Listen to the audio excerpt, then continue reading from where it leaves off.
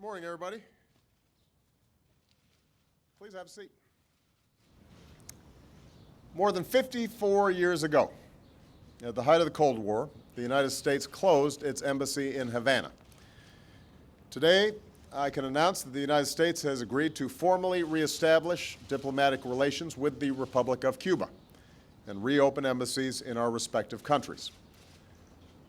This is a historic step forward in our efforts to normalize relations with the Cuban government and people and begin a new chapter with our neighbors in the Americas. Here in the United States, we've seen that same enthusiasm.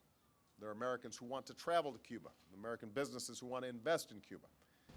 The progress that we mark today is yet another demonstration that we don't have to be imprisoned by the past.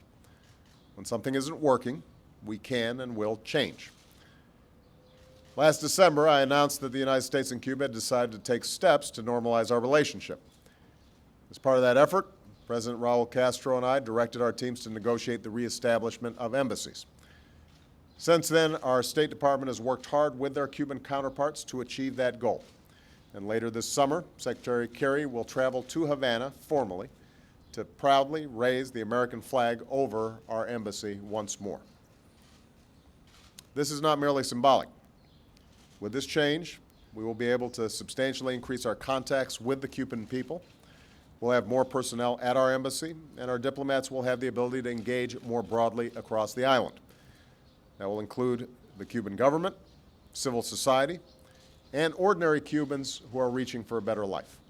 On issues of common interest, like counterterrorism, disaster response, and development, we will find new ways to cooperate with Cuba.